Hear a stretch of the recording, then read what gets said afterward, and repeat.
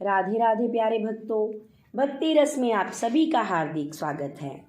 प्यारे भक्तों, हम कार्तिक मास की कथा का पान कर रहे हैं और आज का अध्याय है 16वां अध्याय। सुनो लगाकर मन सभी, संकट सब मिट जाएं, कार्तिक महत्तम का हम पढ़ें 16वां अध्याय।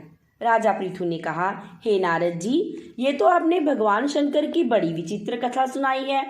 अब कृपा करके आप यह बताइए कि उस समय राहु उस पुरुष से छूटकर कहाँ गया। नारद जी बोले, उससे छूटने पर वह दूत बर्बर नाम से विख्यात हो गया और अपना नया जन्म पाकर वह धीरे धीरे जलंधर के पास गया। वहां जाकर उसने शिव जी की सारी चेष्टा सुनाई। उसे सुनकर दैत्यराज ने सब दैत्यों को सेना द्वारा आज्ञा दी। काल नेमी, शुभ, निशुभ आदि सभी महाबली दैत्य तैयार होने लगे।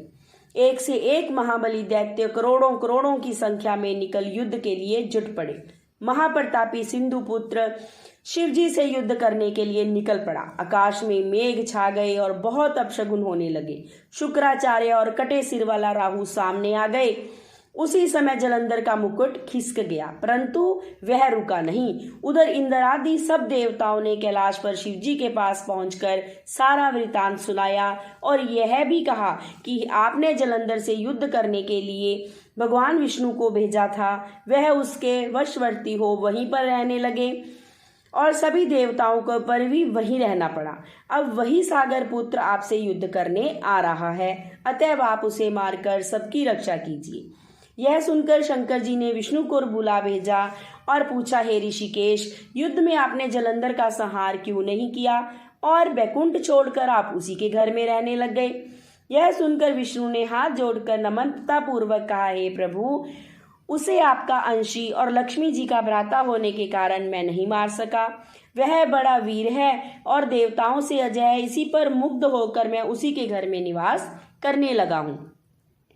विष्णु जी के इन वचनों को सुनकर शंकर जी हंस पड़े। उन्होंने कहा, हे विष्णु, आप यह क्या कहते हैं?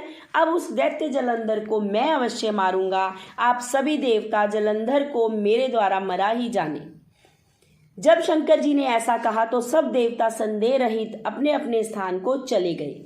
उसी समय प्रकर्मी जलंधर अपनी विशाल सेना के साथ पर्वत के समीप आकर कैलाश को घोर सिंहनाद करने लगा।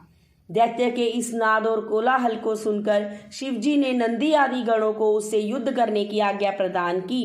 कैलाश के समीप भीषण युद्ध होने लगा। दैत्य अनेकों प्रकार के अस्त्र शस्त्र बरसाने लगे।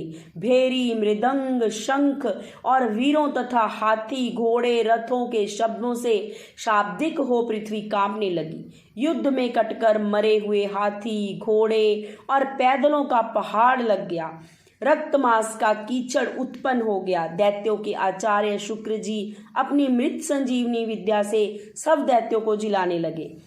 यह सब देखकर शिवजी के गण व्याकुल हुए। उनके पास जाकर सारा वृतांत सुनाया। उसे सुनकर भगवान रुद्र को क्रोध की सीमा ना रही। फिर तो उस समय उनके मुख से एक बड़ी भयंकर कृत्या उत्पन्न हुई, जिसकी दोनों जंघाएं ताल वृक्ष के समान थी। वह युद्ध भूमि में जा सब असुरों का चूर्ण करने लगी। फिर वह शुक्राचार्य के समीप पहुंची और शीघ्र ही अपनी योनि में गुप्त कर लिया। फिर स्वयं भी अंतर्ध्यान हो गई। शुक्राचार्य के गुप्त हो जाने से दैत्यों का मुख मलिन पड़ गया और वे युद्ध भूमि को छोड़कर भागे। इस पर शुंभ, निशुंभ और काल नेमी आदि सेनापतियों ने अपने भागते हुए वीरों को बहुत रोका। शिवजी के नंदी आदि गणों ने भी, जिसमें गणेश और स्वामी कार्तिकेय जी भी थे, दैत्यों से भीषण युद्ध करना आरंभ कर दिया। तो प्यारे भक्तों, ये थी आज की 16वें अध्याय की कथा। कल 17वें अध्याय के साथ फिर मिलेंगे। तब तक के लिए राधे राधे।